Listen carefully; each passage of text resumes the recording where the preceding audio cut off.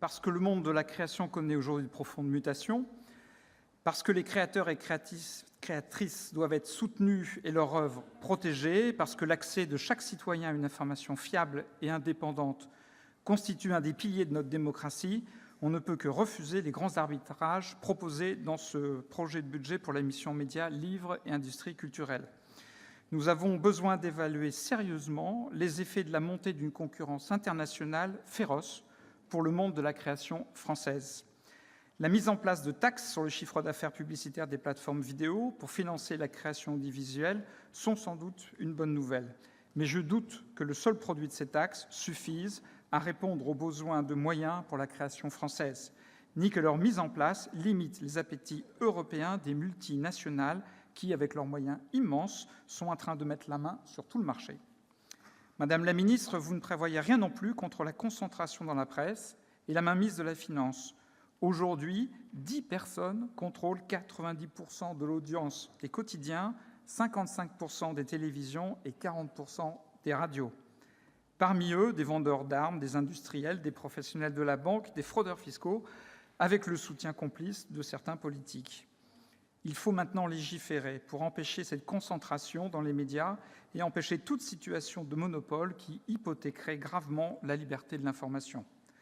Dans ce contexte, il est inacceptable de proposer une baisse de 2,6% des aides à la presse qui permettent justement aux organes de presse encore indépendants de résister et d'exister. Il faut au contraire amplifier ces aides publiques en les orientant prioritairement vers les titres qui en ont le plus besoin pour permettre un véritable développement de la presse d'information politique et générale.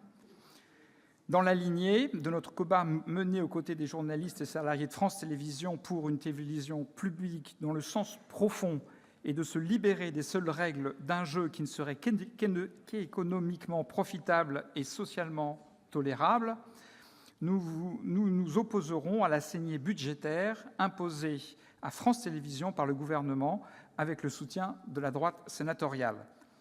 Parce que cela a profondément fragilisé le groupe, nous dénonçons depuis le début la non-compensation des pertes de recettes publicitaires estimées à 35 millions d'euros, auxquelles vont s'ajouter la perte de 17 millions supplémentaires avec l'interdiction de la publicité dans les programmes de jeunesse dès l'an prochain. Je cherche du regard Monsieur Gattolin, il est là.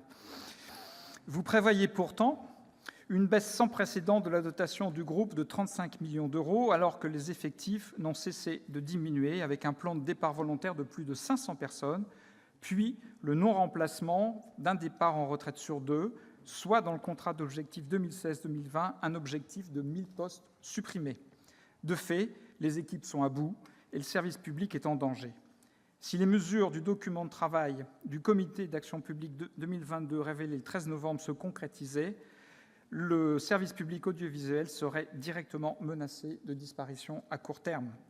Madame la ministre, que répondez-vous aux journalistes de France 2 qui vous interpellaient la semaine dernière sur le danger pour la démocratie et l'information d'enquête que fait peser le projet de liquidation des rédactions de compléments d'enquête et d'envoyés spécial ?